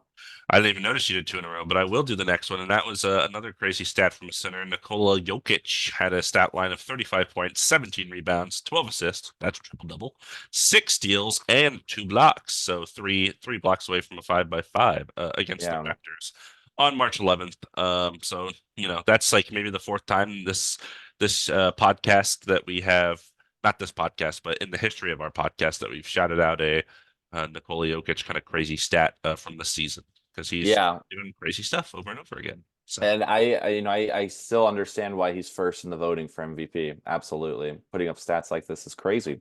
yeah, Another player who's putting up crazy stats and has been all year kind of and will making be history for a and long will be time. for a long time. Victor Wembanyama is the first player in NBA history with 30 plus points, 15 plus rebounds, 5 plus assists, and 5 plus blocks while shooting 50% field goals You in a didn't do game. your ball high tongue twisters before we got on this podcast, did you? I didn't. I mean, even before we were talking about the song and I was trying to do the lyrics to the song and I was flipping words around left and right. Today, like my brain is just To sit on three. one, two, three. To sit in solemn silence. Okay, we're done with that. We're done. Um, but Everyone stop listening. stop listening. That was it. I'm not doing any more theater practices. But yeah, so that's very cool. And he's still runner, the player who is going to probably be rookie of the year. Yeah, Chet Holmgren's also been playing very well, but he's not made history as much as Wimby. So yeah, yeah, which yeah. is crazy to say. They're two rookies. Like, oh, he made more history, so he's rookie of the year. Isn't that crazy? Yeah, But the Chet impact is seen, but the Wimby stuff is just so unreal that it's yeah, hard to look away from, and at yeah, least how sorry. I look at it, what I was just gonna say is that Wimby rookie of the year, but Chet gets in the playoffs. So Yeah, yeah. yeah, Definitely on a team that is still fighting for the one seed. Them and the Nuggets are going back yeah. and forth in that race. But yeah, a couple more league things here before we get into our main topic that we'll spend a little bit of time on at the end. Um, the NBA is shutting down the G League Ignite team after this season. The Ignite team, I think they started in 2020, so this is only like their fourth year in operation. It started as kind of an alternative for players to go to instead of college to kind of get the basketball experience, not have to worry about school, get paid, which was a big advertising thing at the time because, of course, that was not happening in college. Um, when they announced this, the NBA listed that a big reason for this was because of a transfer portal in college. So now players are transferring from schools kind of when they're not getting the playing time or something that they want. They're going from one school to the next, like they often do in football. And NIL deals. I did not say that correctly. NIL deals. Players are now getting paid in college basketball. So that kind of took that purpose out for the G League. And the G League Ignite team is 6-40. So they're not doing too good. So yeah, only 4 years, and with basketball players in college getting paid and all that, they're kind of just calling it. That's interesting. So I read this and I didn't know exactly what it meant. Your explanation is really good. I never really knew what it was in the Hmm. first place. I knew that they played in Vegas, I think because we saw some summer league, saw the stadium. So it was created so players who didn't want to go to college or were in college could just go here instead. Am I understanding that right? Yeah, so basically, like, the NBA has the rule is you have to be 1 year removed from high school. Yeah, So for most people, that means going to college. right. And a lot of people, people would complain, I guess, because like a lot of players that are like ready for the league, they're obviously just going to go to college for 1 year and then they're going to go to the league. So it's like a wasted year of college that they don't really benefit from, I guess. Okay. So G League Ignite was, every NBA team has their own G League affiliate, and the G League Ignite is a separate team for players that are trying to get into the league, but like they can't yet. But Okay. yeah, basically the purpose was like you could see kind of what being an NBA player is like. You don't have to worry about school. You just kind of are you're getting like a minor NBA experience. Okay, that And makes sense. yeah. Yeah, and that's where Sar and Amen Thompson, right? Jalen Green also came from the Ignite. So the most successful players from the Ignite, Jalen Green, Jonathan Kuminga came from G League Ignite, and Scoot. Scoot came from G League Oh, Ignite. right. Yeah, yeah. Asar and Amin Thompson came from Overtime Elite, which is like a separate basketball league in Oh, okay. Atlanta. Yeah. Thank you for that. Also kind of league news. So the league scoring has slowed down since the All-Star break. I don't know if you've noticed this. I know we had some pretty low scoring games Hmm. recently. So, there's no directive from the NBA to do this. I guess some people think that. Hmm. But it's a trend that's been happening in the NBA and it's being monitored. The NBA listed a few potential reasons why this is happening: slower pace, style of play, competitive intensity, and officiating focus. Because there's been more of a focus on offensive players like hunting for fouls and veering off paths into defenders. So I don't know. What are your thoughts on this? I didn't even think it was that big of a thing to bring up, but maybe other people, because I remember watching basketball games and you're supposed to get 25 points a quarter. So if you get to 100, great. If you don't, okay. Now you get to 120, that's like normal, 110, 120. So, but even, I thought there was a game, Knicks and Cavaliers, I think it was like Magic. 87 Magic, 87 to 82, something very like low. I just thought it was probably like they weren't getting shots, good looks, and the defense was really good. But I don't know. Have you noticed anything really as an issue? So there's this has been like a discourse thing. That's the reason I wanted to bring it up, along, in NBA media and such. And basically, I guess the idea is that people were thinking that Adam Silver, the All-Star game happened. 200 to 100 and whatever, it's a crazy game. And Adam Silver literally walked out in the court and was like, "Okay, you scored the most points, so I guess here's your trophy. Your team wins." And then after that, like the scoring starts going down a little bit. So people are like, "Oh, what's the NBA doing?" And it's interesting because the I think the current offensive rating over the last like a month and a half or so, would still be like the highest offensive rating like 2 years ago, because offensive rating just climbs every year. Like every year, Yeah. a new team has the highest offensive rating of all time. Um, and so this became like a thing that people were talking about. And I was actually listening to the Low Post, which is a great podcast by Zach Lowe at ESPN. And he had Joe Dumars, who is the like executive vice president of basketball operations for the NBA, and Hmm. Monty McCutcheon, who is like the senior referee president guy, controls all the officials basically. And he was asking him about this. And basically they said like they said Joe Dumars said like I think offense has kind of gone too far. And people are doing like unnatural basketball things like the veering off paths and defenders. A couple years ago there was they announced the kicking the legs out was an offensive foul, and that because people would try to bait with that. Yeah. Um the Trey Young thing where he would like throw himself into defenders as he was shooting. Stuff like that they've kind of done. So he mentioned that. Monty McCutcheon mentioned that like there's no like there's no thing that he's telling officials like you need to do this. I think they're just kind of trying to consistently officiate by the rules of the NBA, and they've been like addressing some things that they think maybe weren't being addressed previously. So it wasn't like we need to lower scoring. It was more like there are some things we're seeing that we don't like, and we want the best product. So like let's address these things. And I think lower scoring has kind of been a result. And I also think that some teams are trying more, because it is the latter half of the season and a lot of the Yeah. standings are so close. Teams don't want to be in the play-in, obviously. So that 7 to 10 range, the West especially, like from 4 to 9 or whatever, is like super jumbled and like really close. 4 to 8 Yeah. maybe, and then like the East has some of that too, in kind of the middle of the Yeah. standings where teams are really close. So I think we're seeing more playoff-esque basketball with some of these competitive teams, which is slower, like they mentioned, slower pace. People are playing defense. That's great. And maybe being allowed to play more defense than normal. Because I do know another thing that was noted is that free throws have been down a lot, like a lot less shooting fouls are being called, so a lot less free throws are happening, which is obviously lowering scores. Yeah. And that could be because we've had several things this year. Like we talked a couple podcasts, no, it was like 10 podcasts ago about the Mike Brown thing where he brought out the Yeah. laptop and like Sabonis was going vertical, but they called it a foul. So stuff like that, I think, is maybe just being officiated a little differently, and offensive players have to adjust to that. Therefore, the scoring is just a little lower than it was in the first half of the season. Gotcha. That was a great explanation. I thank you. Honestly, I have a great co-host. What can I say? It's been like um, weirdly talked about to like an extent that's it's probably being talked about too much. But it yeah, is I like something just worth noting.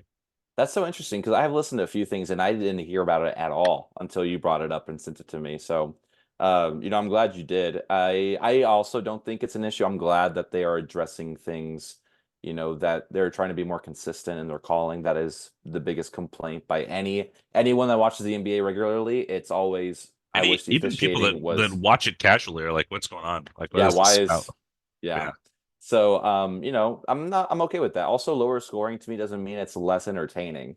I think people definitely equate, not.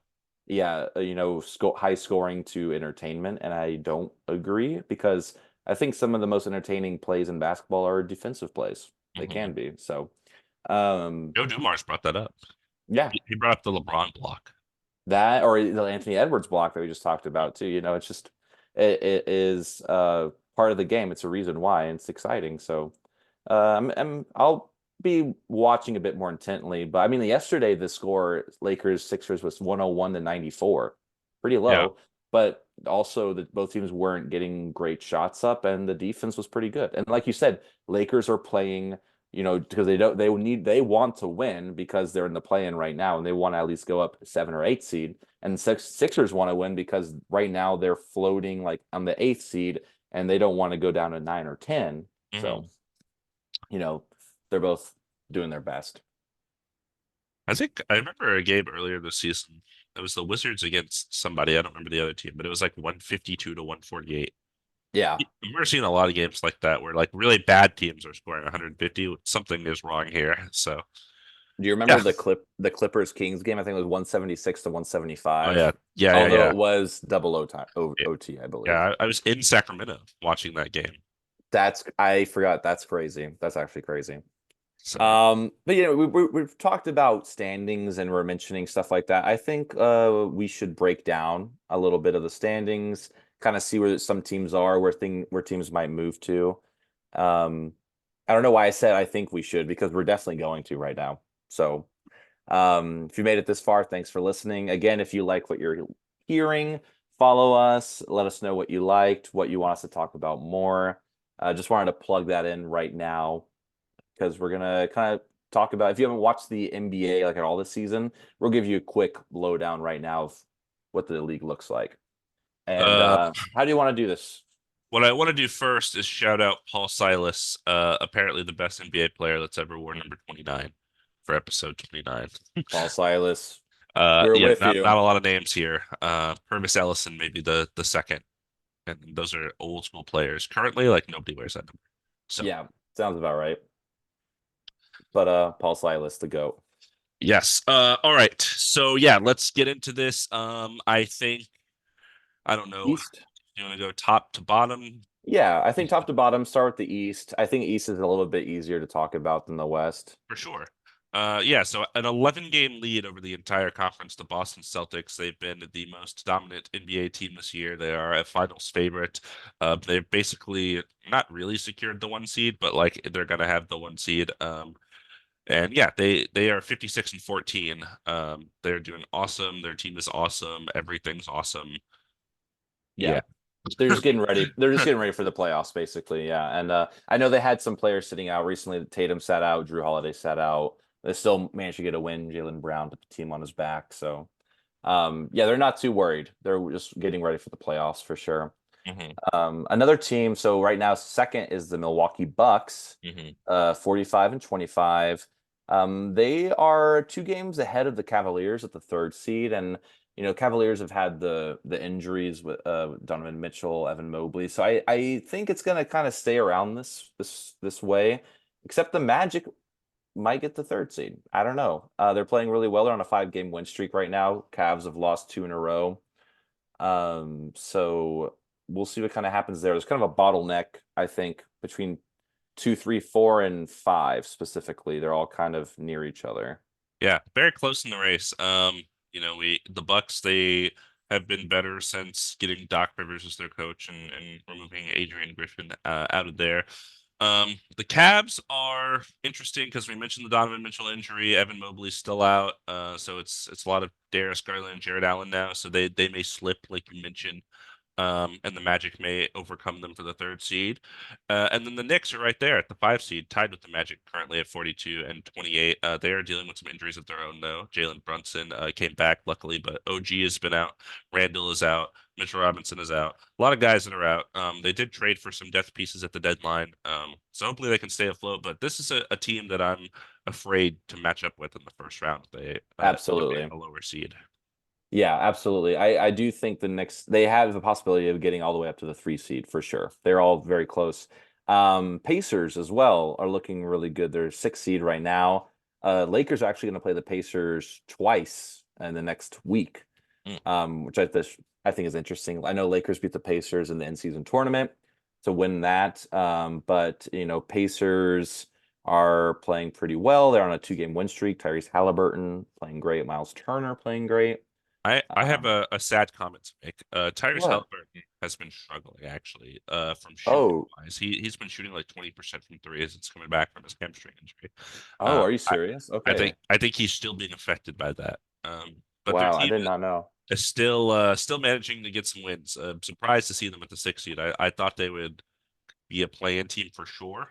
They're only like a game and a half up right now from the next team that we're going to talk about, but hopefully they can stay out of the play-in. Because that 3 seed is I think if the Cavs are going to be at 1 and 2, you don't. I mean, sorry, if the Celtics and Bucks are going to be 1 and 2, you want Yeah, to avoid that first round matchup. You want to get whoever is three, whether it's the Cavs, Magic, or Knicks. That's a much more favorable yeah, matchup. So you want to fall into that 6 seed if possible.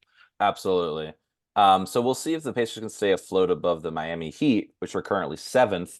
Like you said, they're a game and a half behind. Miami has been strangely up and down. Yeah. They were pretty. They're a lot lower. They went on a long win streak when Jimmy Butler came back, and Jaime Jaquez Jr. has been playing very well for them.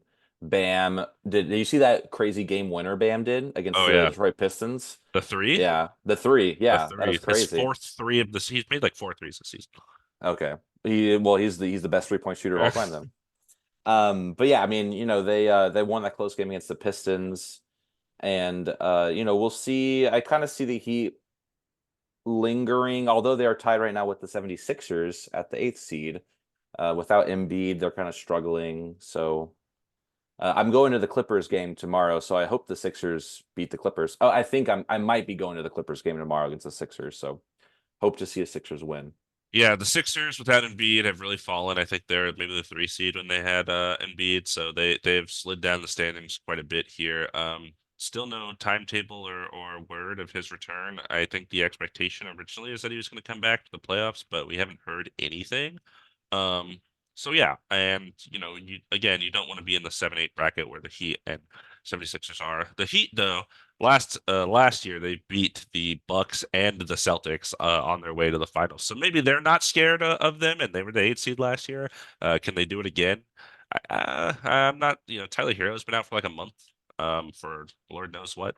Duncan Robinson was out a couple days ago, so they're still getting hit by the injury bug. Jimmy's been in and out all year, so I don't really foresee it happening again, but I didn't foresee it happening last year, so Yep, you same never here. know.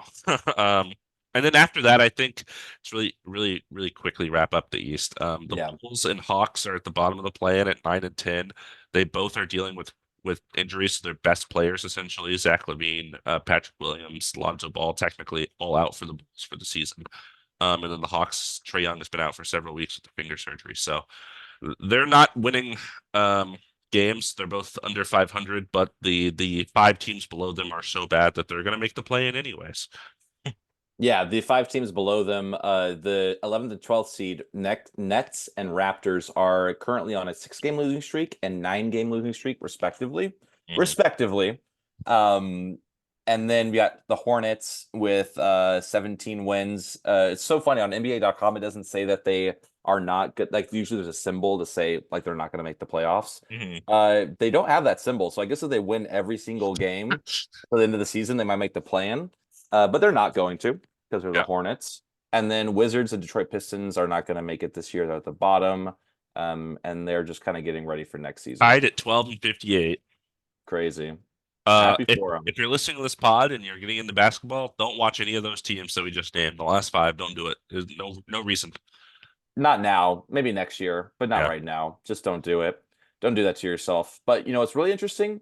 The Western Conference. Let's get into the West. The most interesting part to me, and maybe right at the top, which is the Thunder at 49 and 20, currently holding one seed, and only a half game ahead of defending champion Denver Nuggets, who are 49 and 21. I think it's even though the Celtics, I mentioned they're 56 and 14, I think people still think of the Nuggets as probably the best team in the league because they have defending champions, and of course, Jokic is currently leading the MVP race. He won back-to-back MVPs 2 and 3 years ago. So they pretty much bought the gang back. Same team, same squad. They've been playing really, really well this year. Uh, 28 and 6 at home. So that mile high altitude apparently is working wonders for them. Yeah, and at the third seed, just kind of right there, just a game and a half behind the first seed Thunder, the Timberwolves, which we weren't sure what was going to happen. Cat is out, Gobert has been in and out of the lineup. They've been playing a lot of Luca Garza there. He's been getting Summer League legend Luka Garza. quite a few minutes, and I wasn't sure exactly what was going to happen, but they've been winning games, and they've been playing really well. Their defense has still been very solid. Their offense is a bit they're lacking a bit. They're not scoring as many points as you would think earlier in the season with If you Cat being were sidelined. if you're an Anthony, I'm sorry, if you're a 90s fan, a Michael Jordan fan, a Kobe fan, Anthony Edwards is the player for you. Absolutely. He's very fun to watch, electrifying to watch. Like I said, I love his effort on defense. Offense is great. Their supporting cast has been doing very well. Nikhil Alexander Walker has been playing very well. Mhm. Conley and Naz Reid, who is I was actually watching a game where it looked like he might have gotten an injury, which would have really hurt because they lack size, but thankfully he's okay. And Jaden McDaniels playing very well. Yeah. So they're a very solid team right now, even without their, Cat and Gobert. Hopefully they'll be back for the playoffs so they could really make a push. And just right below them are the Clippers. Your favorite team. I do want to double back for a second on the Thunder because I didn't really say anything about them. Yeah, Uh, yeah, let's talk about they, that. they are the one seed, so that's important. Their team Crazy, crazy. is really, really, really young. I think their best player, Shea Gilgeous-Alexander, is like 26, maybe. I think he's probably second in MVP right now. Um, Also, I just want to mention you mentioned Shea. Today he was awarded International Canadian Player Athlete of the Year.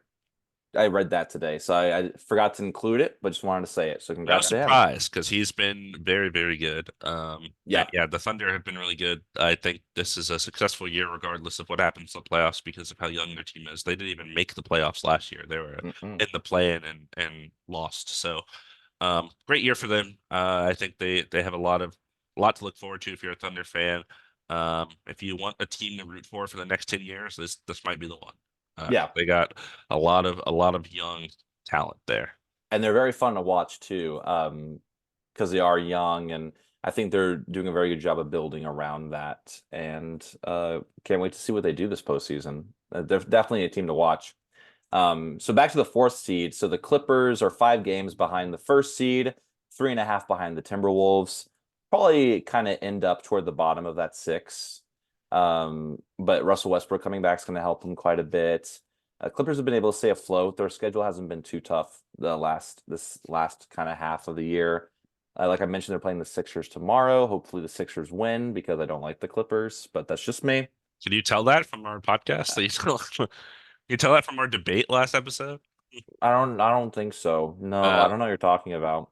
Yeah, Clippers, they have a lot of veteran laden talent on their roster. Yeah. Kawhi, Paul George, James Harden, Russell Westbrook coming off the bench. So a lot of guys that have been there before and seen it. And I think they had a really good stretch earlier in the year where they were 25-5, and they were the one seed for a hot second. But I think since then they've kind of started resting, load managing, just kind of gearing up. They see, I think they saw, okay, we can do it, and kind of took their foot off the gas here. But again, a scary matchup, I think, for a team in the 4 and 5 position. Um, like the 5 seed is the Pelicans. So I'll mention that because this is looking like the probable matchup right now. I think the Clippers are enough behind the Timberwolves that they don't catch up. And the Pelicans, I think, are ahead of the rest enough to probably stay here. So this is probably what this matchup will look like. I'm not sure who will end up with home court. We'll see. But the Pelicans, 43-27, just a game and a half back from the Clippers.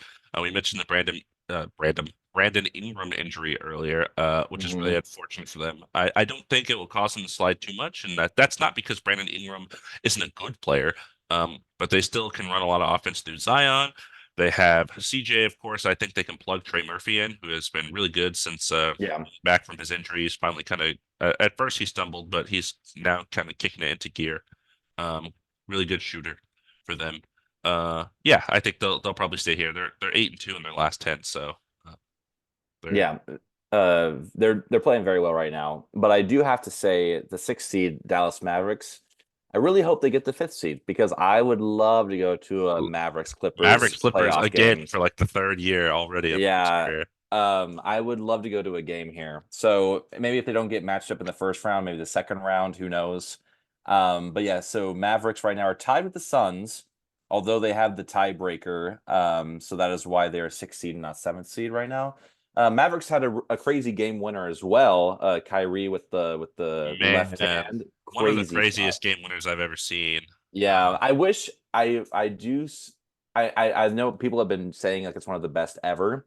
I just hate that the game was tied. Like if they were losing by one and he made that, that would have been I mean, it already is a And it feat was in its against the own. Nuggets, so it was like, had a little more impact against Jokic over Jokic. So it was, and Jokic, I don't know if you've seen the clip after he's smiling. Yeah, I saw that as well. I mean, that's all you could do at that moment, right? It's just like I mean, it was it was, if you haven't seen it, I definitely Look recommend it you up, go to look it up. watch it. Look it up. Um, Left-handed left hook. hand. Like, And I I don't know if love, did you see the picture right after is so he cool. He puts his like hands. and he's like Yeah. looking at it like, oh yeah, I just did this. Very Kyrie has cool. some iconic game winners in his career. Absolutely. And it's nice to add that to his repertoire. But right now they're at the sixth seed. I haven't looked at the schedule. I mean, I know Dallas definitely doesn't want to slip into the I play-in. know they play the Rockets twice because I've looked at the Rockets schedule. Nice. Okay, that'll be fun. A little worried. Um, a little, yeah. And Phoenix is seventh right now, like I said, tied. So very interesting to see if they kind of flip a little bit. You got Sacramento just a half game behind both of those, Mhm. both the Mavericks and the Suns. And they are dealing with the Kevin Herter injury. So, are they going to go up? Are they going to kind of slip? Lakers are right there. I mean, I could. It's just now I'm just like snowballing. Like this is where it really is. Like, Yeah, I mean 41-29, 41-29, 40-29, 38 and 32. I looked away from the screen while I was reading for some reason. Yeah, so all very close and very contested. I think a lot of people, Lakers fans included, are hoping that the Lakers pass the Kings up. And I think yeah, some like casual fans are hoping that happens so that the Warriors can beat the Kings, and then beat another team, and then the Lakers and Warriors can end up in the playoffs. Um, I don't know if that's how it'll go. We'll see. Um, but yeah, the Suns, I think, they've had injury bugs all year. Kevin Durant, Devin Booker is always going to be scary. I think for a team like the Thunder, the Timberwolves at the top, that's a team that will be a scary first round matchup. Oh, okay, I was the one seed. Now you get to play Kevin Durant, Devin Booker. Awesome, I love that. Um, yeah, so that's a little worrisome for those higher seeds for those veteran teams at the bottom. Um, Kings, just not their year. They're 40-29. I say it's just not their year, but it's because everyone around them is doing so well, and they're kind of just yeah. cruising at the same pace they were cruising at last year. Fox and Sabonis, I think, have been playing like two people that should have been in the All-Star game and are a little upset about it. Absolutely. Good for, Deservedly so. yeah, good for them playing out of their minds. Absolutely. And yeah, that's the eight seed in the West is 40 and 29. The eight seed in the East is 30 and 32, and then it falls off very quickly. 34 Yeah, wins, 30 wins for the 10 seeded Hawks. So the West is a little more competitive in that group. But tell absolutely. me about the nine seed because I know you love them. I know you love them. Yeah, yeah. So the Lakers, I looked at their schedule a little bit before we went on the pod. I think they have like 12 games ahead of them. I think they can win 8 of the 12, maybe more, maybe lose a couple. So, it's interesting. The 9th, 10th, and 11th seed right now is interesting, and also the 8th seed. I mean, they're all so close. We don't really know where they're going to end up. I mean, ideally, as a Lakers fan, I would love if they went up to the 8th seed. Then they would play, for the 7th seed essentially Mhm. in the play-in and watch the Kings kind of slip. I would love to see the Rockets make it in the play-in. That would be awesome. Get the Warriors out of there. They don't even make it. That would okay. Here's my question: if the Warriors don't make the play-in this year, is it over? That's a great question. Clay is a free agent, so that's a question to address. Is it over? Maybe it is over. Good I don't answer. know. I yes, I feel like it. Like, what can you do uh to the current roster to not be this next year? Yeah, I don't know. I don't know the answer for that, but I definitely think a showing, like not showing up in the playoffs at all, even making it in the play-in and then losing and not making it to the playoffs would be a very decisive kind of bookend, to an era for sure. At least this new iteration of like the old era and the new era kind of put together. Yeah. Kind of got to make a decision next year. Like, do you just want to go all in, Chris Paul, Steph, Draymond, Clay, and then get rid of some of the younger players, Kaminga while they're Podzinski while they're stock is high, get some older players that might for Mm. one more run, a Get last dance, that that that Lakers team with all the old people on it. Wayne We don't Ellington. talk about it. Trevor Ariza, we don't talk about it. Um, yeah, so it'd be interesting. That's definitely where I'm these teams 6th through 11th are like what I really want to watch right now and see how it ends up. Like Yeah, I said, hopefully. Warriors, yeah. So Sorry, say yep. hopefully that 11th seed Rockets team that we talked about earlier, 34 and 35, 2 games back, second highest win streak in the NBA behind the Celtics. I So think it's possible, man. Like I it's really do. and playing the Warriors is like that's a huge deal. Have to win Yeah, that game. absolutely. And like I mentioned, the Blazer games, the Jazz games.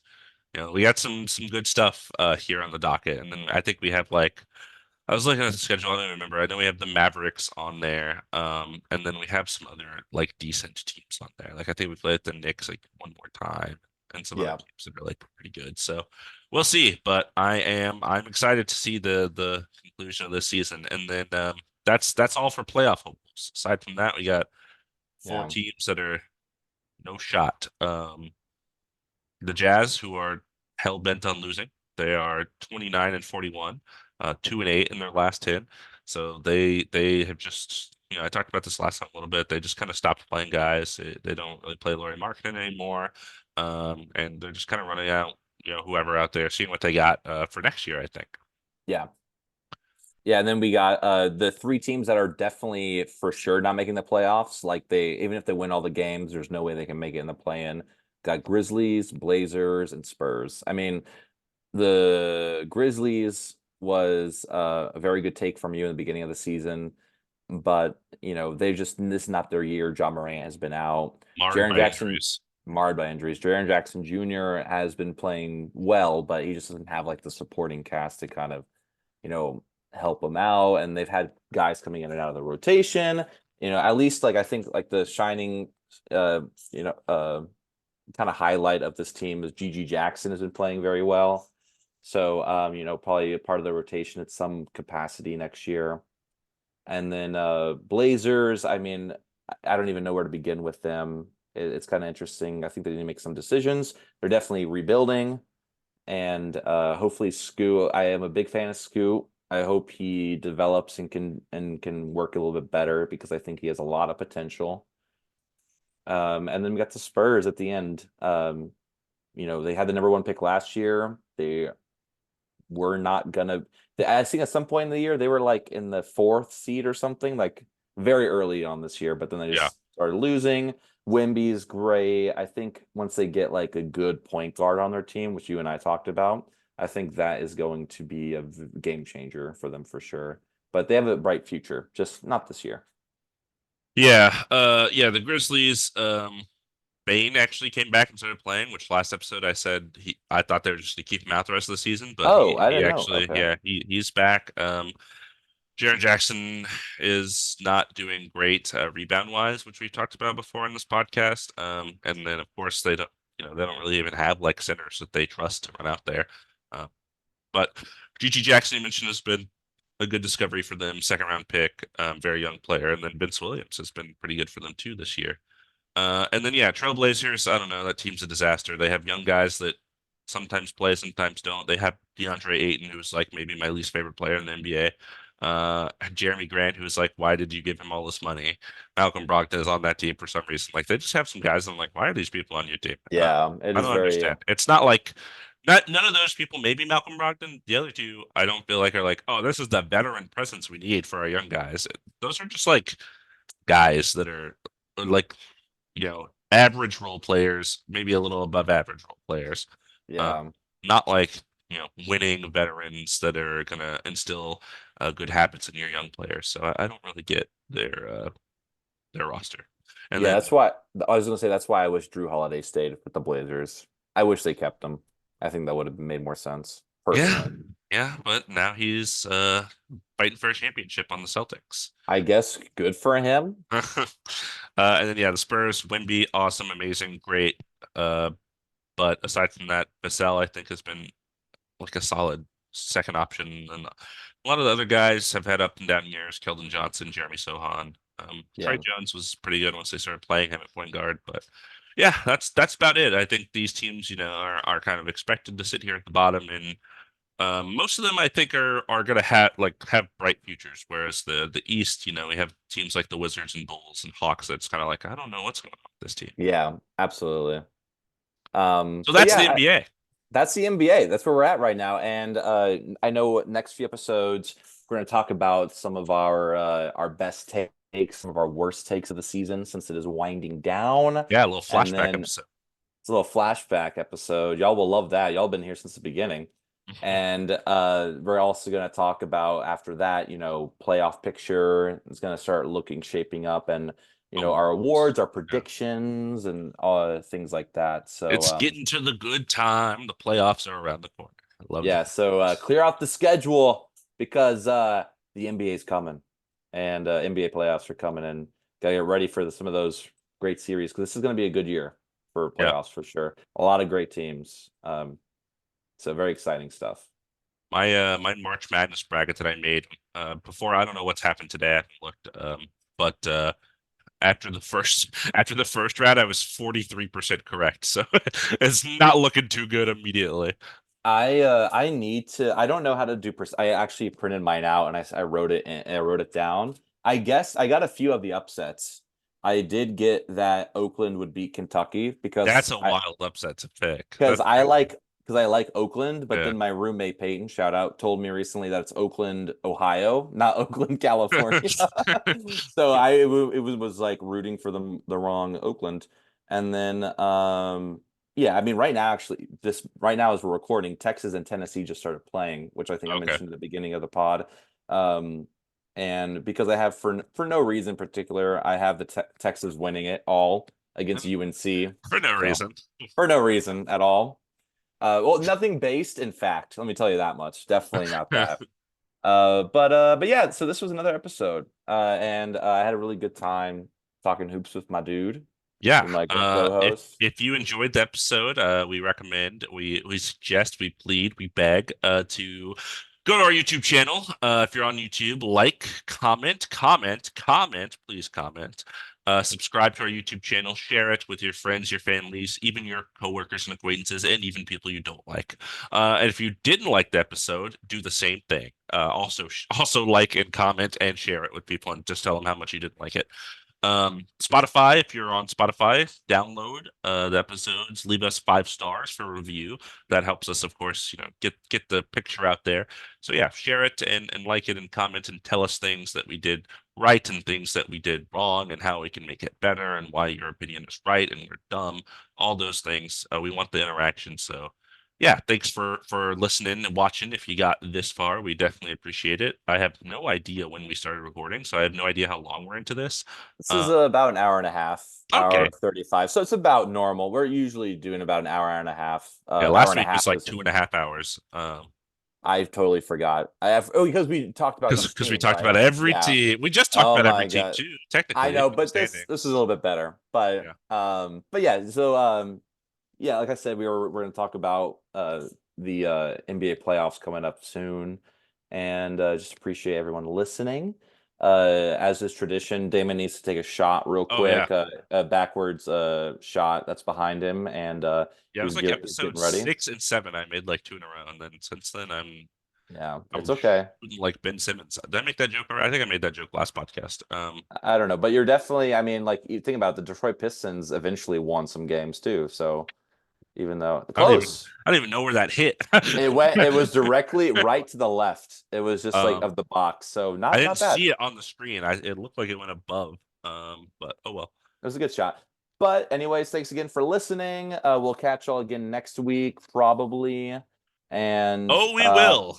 oh yes, and let us know what you think about the logo and all that stuff because I poured my heart and soul into that. That's for sure.